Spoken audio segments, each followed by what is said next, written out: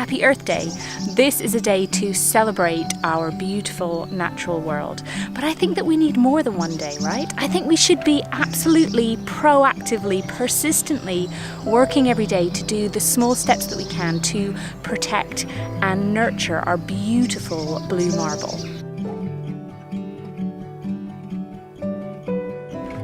And one of the best ways that we can do this is by instilling in our children a love of nature, giving them everyday opportunities to be outdoor in their local green spaces and developing a natural curiosity and wonder for all that is out in our beautiful world.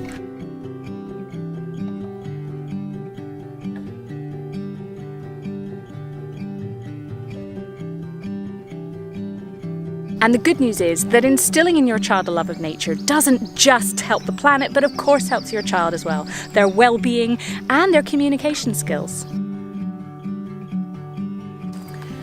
I'll never forget the time years ago when I was fairly newly qualified as a therapist and I'd seen a child in clinic and I was quite worried about his talking. He really wasn't saying very much. He wasn't communicating very much. So Mum and I had a chat and we agreed that I would go in and visit him in his nursery. And again, not very much talk during his circle time, his carpet time, and during registration and even during stories.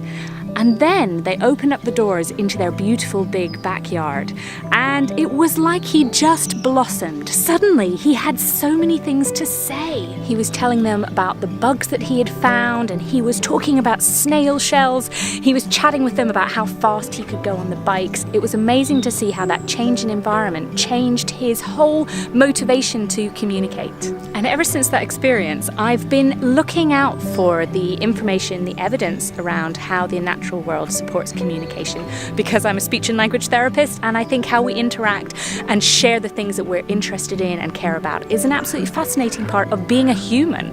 Being out in nature has such a positive impact on all of us. It promotes imaginative play, creativity, problem solving and working well together in a group. Not to mention the sheer wonder of being amongst all of this. Being out in nature just feels good. Have you noticed how your child just lights up and becomes so animated when they're out exploring a new piece of green space? Over the next few weeks, I'm going to be sharing with you some practical ideas for developing your child's speech, language and communication skills within the natural world. But for now, I just have one question for you. What is the place that your child loves to play around in outdoors? What is your local green space?